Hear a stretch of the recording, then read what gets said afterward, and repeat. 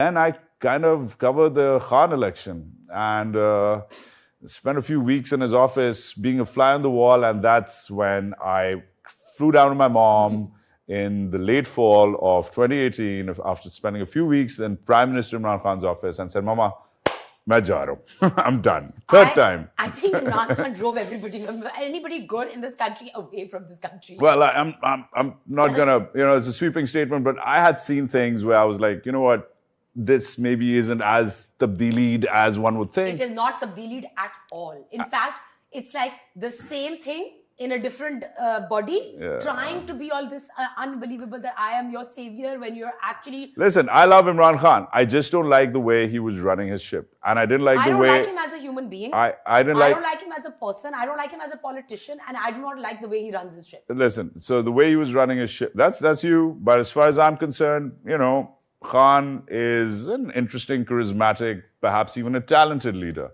But the way he was a leader, but sure. Okay. But I mean, people do vote for him. Millions of people voting for you qualifies you as a leader. But at the end of the day, to answer your question initially posed about the reality show that is Pakistani television. Yeah, but I was going to come back to it now. / politics. I mean, I don't know what to tell you. It's listen.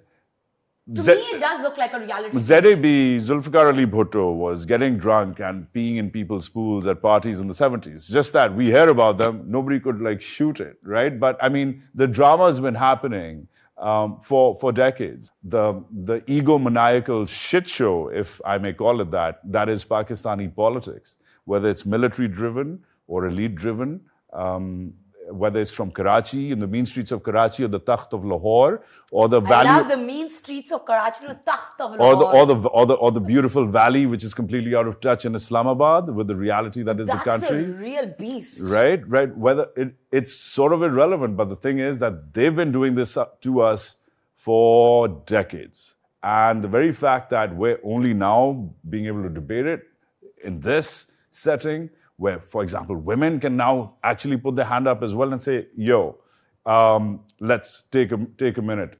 Frankly, it's the same shit show which we've been seeing for decades, and I'm not surprised. But I feel like that the way that politics is discussed in Pakistan now, you know what I mean? Like the way the Pakistani political shows are. It's almost like rather than having an actual discussion, it's like you're pitting two people who do not get along or do not have... Just argue, scream. But I mean, the Pakistani television, and I'm very glad I left it and moved on back to legacy media in the US. I think Pakistani television is reflective of, what's happened to the Pakistani intellectual. The Pakistani middle class has deteriorated. Har cheez pe Allah ka wasta, har cheez pe personal jabs. Blasphemy has become a trigger. I mean, you can get people killed, man. You can get whoever the hell you want killed by calling them on your show, putting them in a position, and boom. I mean, I love her, but Meher Bukhari's interview with Salman Taseer eventually got the poor man shot. Meher was a younger journalist at the time. We were all younger. She was passionate. But if you watch that show, it's a slippery slope. She keeps on pushing him. This is 12 years ago, as you know. She keeps on pushing him, Momina. And do watch this show. It's so dangerous. And he finally says, what's your problem? This law sucks. Blah. I mean, the man is entitled. He's the serving governor of Punjab. He's entitled to say what he has to say. But she was so reproachful about it that eventually prosecution ended up proving that the guy who killed him, his bodyguard, ended up saying, oh, I was affected by this show.